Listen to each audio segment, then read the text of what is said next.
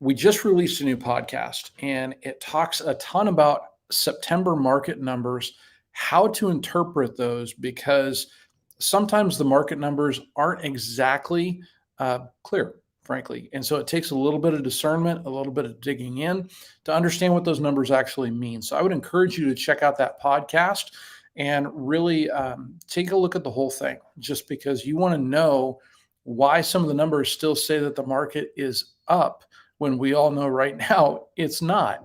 So we interpret those numbers for you. Austin and I dig into those so you can actually be educated on what's going on in the market rather than someone just saying, hey, it's a great time to sell your house. Well, maybe it is and maybe it isn't for your particular situation. So check that out and send me a message. Let me know what you think. But today we're going to dig into our seminar about how to sell your house in this weird market that we find ourselves in. And as always, the first and most important thing that we talk about is pricing.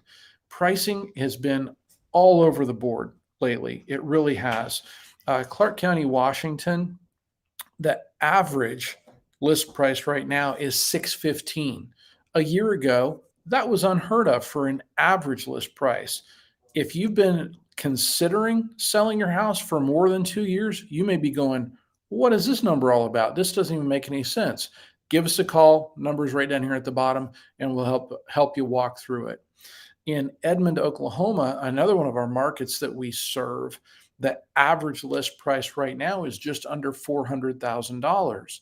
So two very different markets, but similar things are happening there. The pricing has got to be done on a week by week basis because things still are changing that fast in the market environment. Part of the reason they are is because interest rates are changing that fast. I personally don't believe that the actual interest rates are what has kind of, well, for lack of a better term, screwed up our market. What I believe has happened is the speed at which those increases have happened. It caught everybody off guard. Now, if you're watching this, odds are you're a seller, but buyers were pre-approved 2-3 months ago, and now they're sitting back saying, okay, I can't afford the house that I was pre-approved for even a month and a half ago. This doesn't even make sense to me. So they're left kind of scratching their heads going, yeah, I don't know if I should do this or not. So that's part of the reason we see buyer interest down a little bit and seller interest coming a little bit back up, because sellers typically will be lagging a little bit behind what's actually going on in the market. So some people still think, hey, my house is worth this much this spring. I bet I can still get that. Well, no, you can't, frankly. And so in any of the markets we serve, Washington, Oregon, and Oklahoma, you're not going to pull that off. You're going to have to be a bit more flexible about things than you were. Now, there's also some ways to tackle pricing without lowering the house or the list value of your house so the neighbors don't hate you. What we can do is talk about seller concessions. We can talk about helping a buyer out with some rate buy downs. There's even some lenders right now, some preferred partners we work with, that are looking at doing a 3-2-1 buy down, 3% off that interest rate in the first year, 2% in the second, 1% in the third, just to help the buyer get in there with more manageable payments, and you as the seller have the ability to help them out with that, which is a really cool thing, by the way, because as we all know, if we've ever purchased a house, you don't get in alone.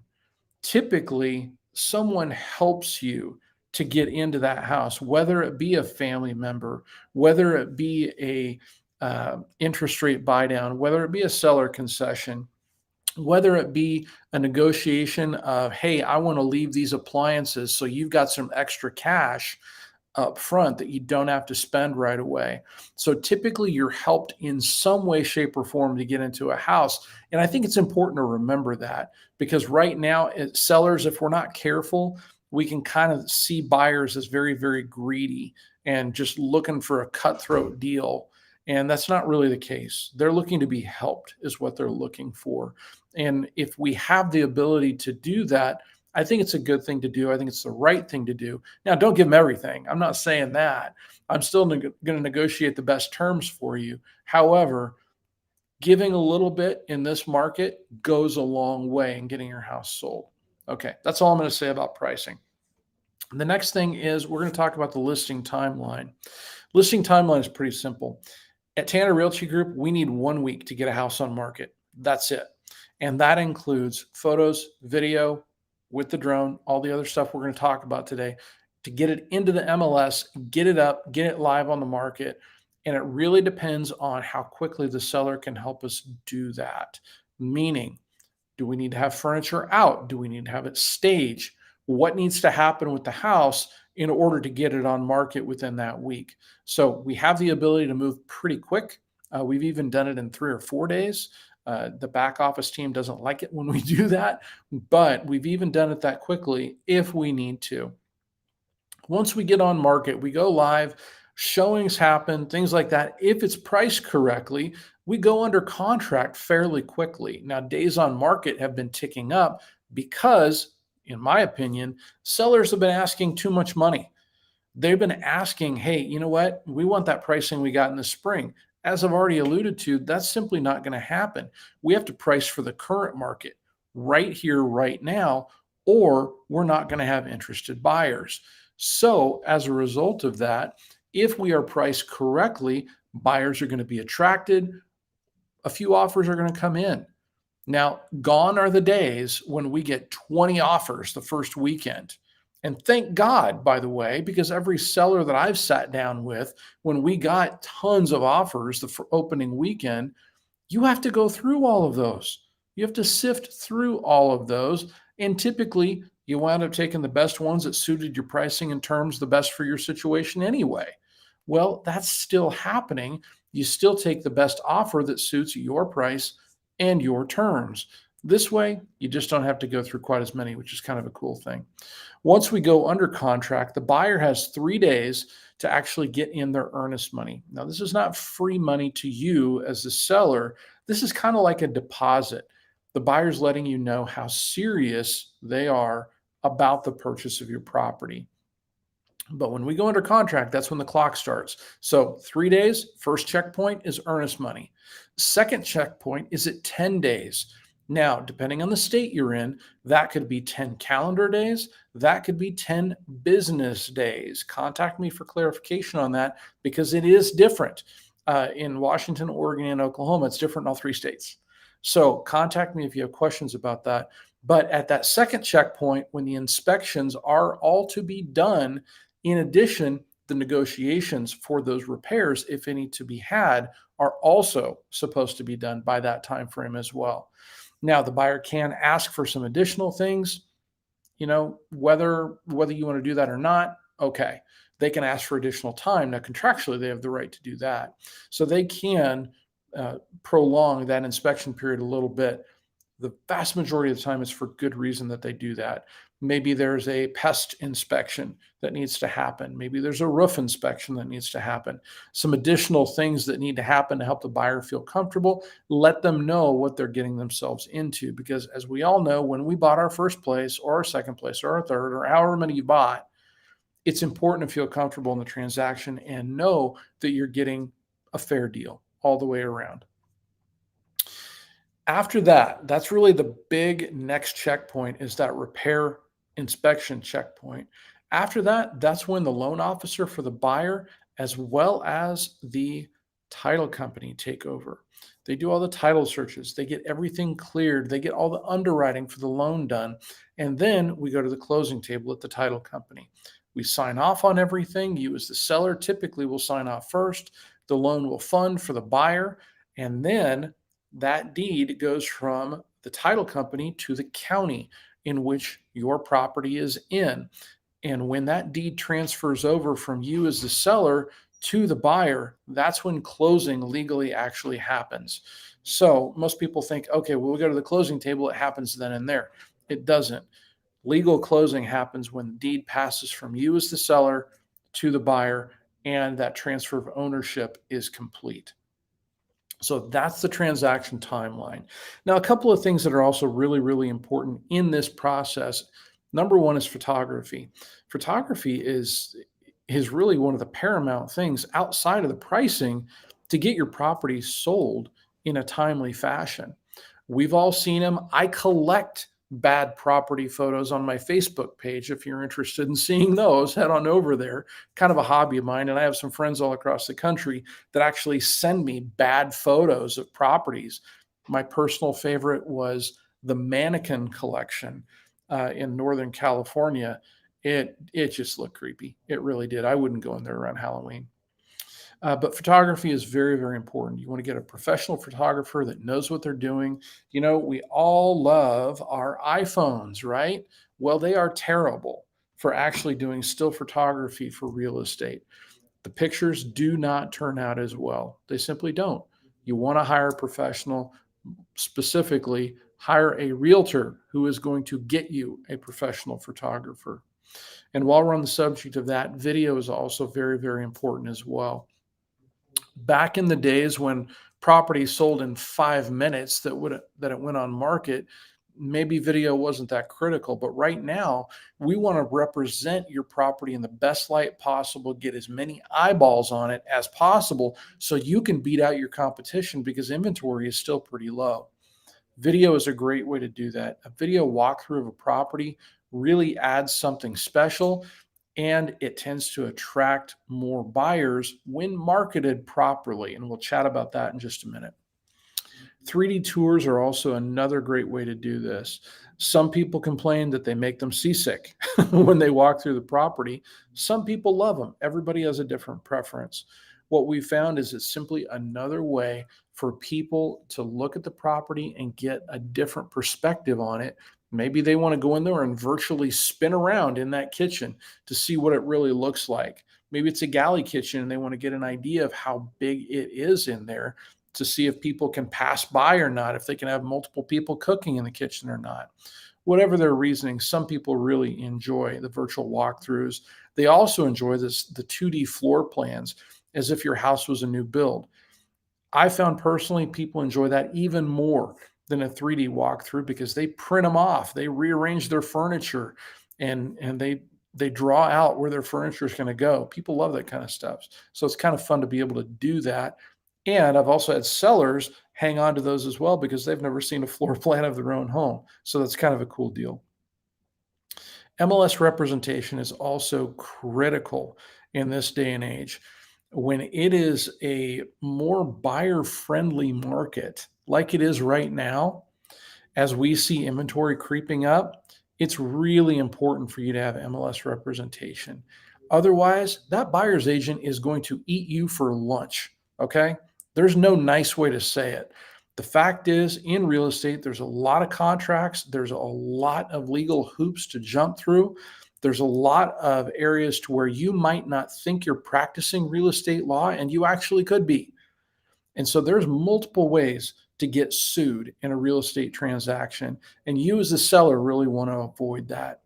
Statistically speaking, most of the lawsuits that are seen in real estate are actually from for sale by owners. So if you think about doing that, you know, don't say I didn't warn you. And I think it's a terrible idea, frankly, because a lot of people think it's an easy profession. It's not. And you really have to know what you're doing with those contracts to make sure everyone is treated fairly and treated correctly through the transaction.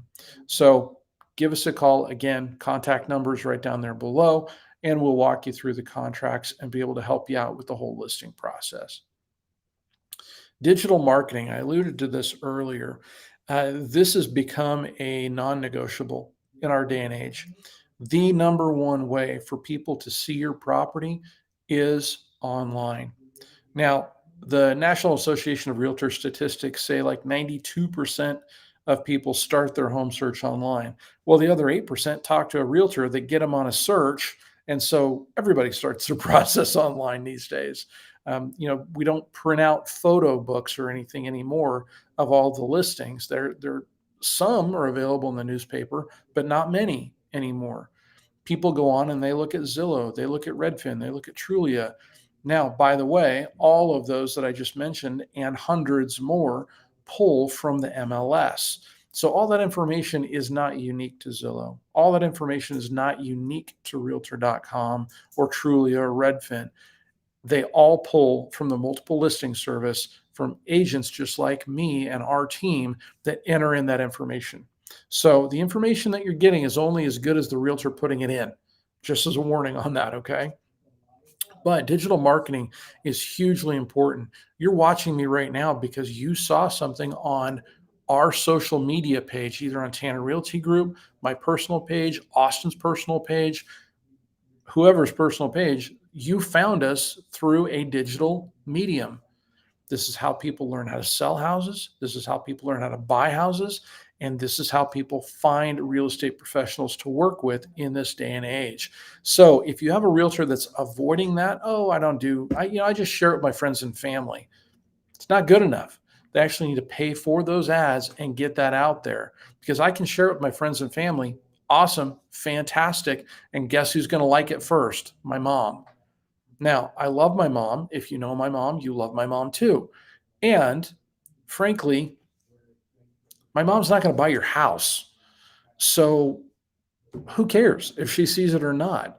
She's gonna like it. It'll be very nice. She's probably even gonna give you a heart on there, not even like a heart. But ultimately, that doesn't do any good in helping you get your house sold.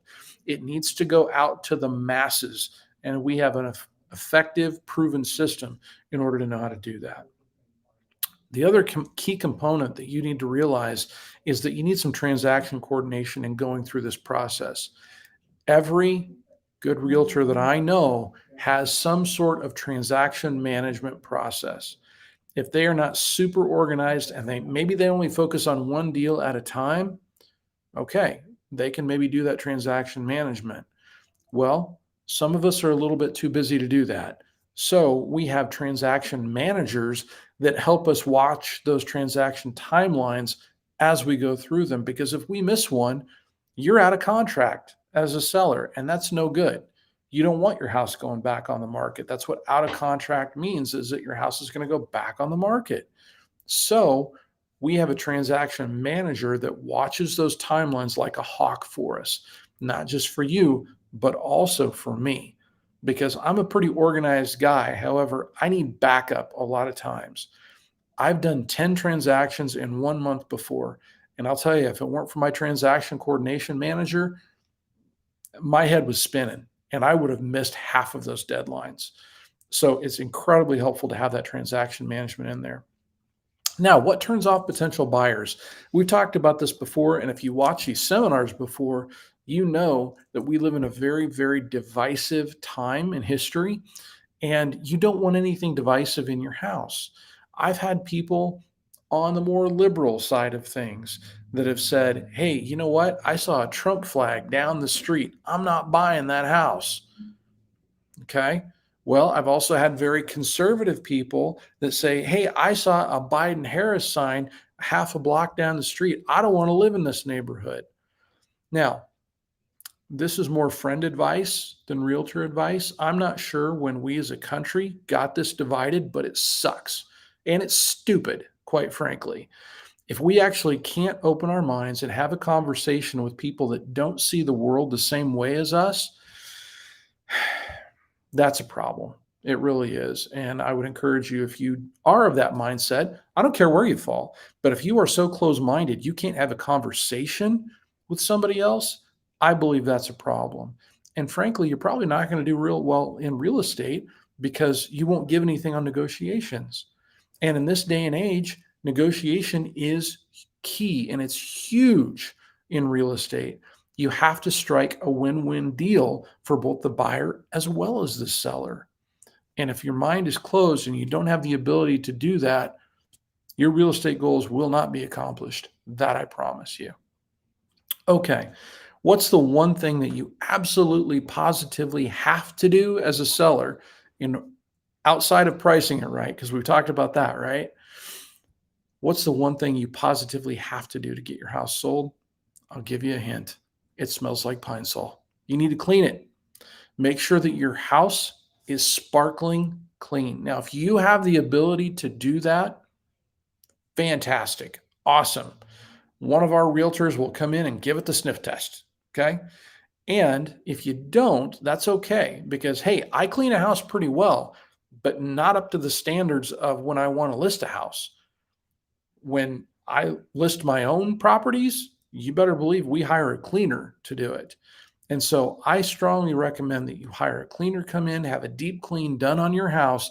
So when people come in, it doesn't smell like maybe the casserole from 3 nights before, right? It may not doesn't smell like chopped up onions from when you made a salad last night. It smells like cleaner. It smells like a nice, fresh, clean home when people come in. That gives the best impression of anything you could possibly do, even more so than staging, even more so than landscaping. A clean house speaks volumes about you as the seller. Hey, if you have any questions about our seminar today, information is below. Please feel free to reach out to me. I'm available at that email address or either one of those numbers. We would love to chat with you. Thanks for tuning in today. Have a great day.